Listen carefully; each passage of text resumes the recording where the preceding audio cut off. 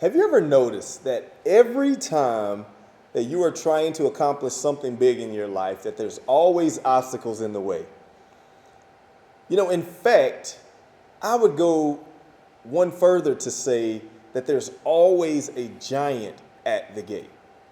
Every time that you want to enter into a new promised land, there is a giant at the gate that is designed to keep out any imposters, that is designed to deter you if you don't have a heart set to accomplish what it is that God has put out for you.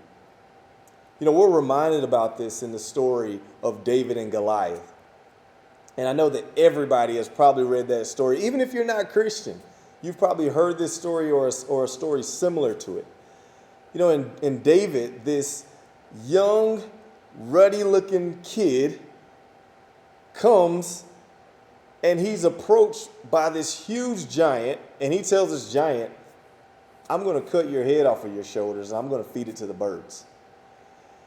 And David, he takes the sling, and we all know the story, and he releases it, and it hits the giant in the head, and the giant falls back, and David goes over and cuts his head off. And that giant was a metaphor for where you are in your life right now.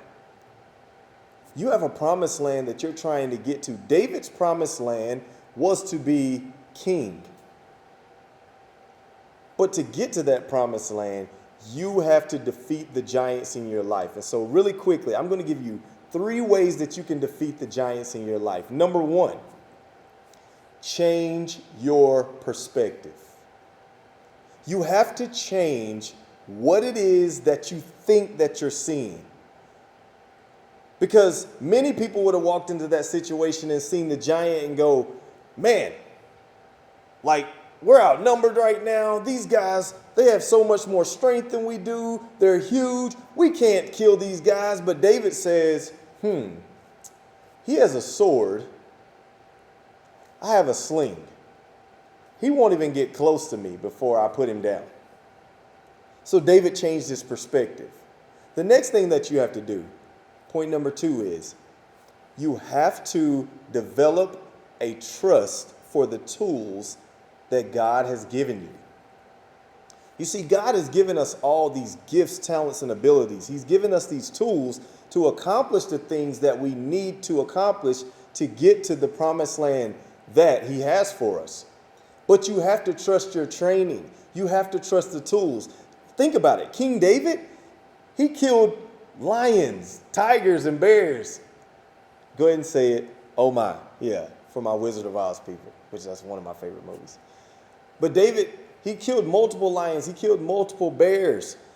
David knew how to protect his sheep. He knew how to use the sling. That wasn't his first time picking up a sling and swinging it around and going, I hope I get lucky.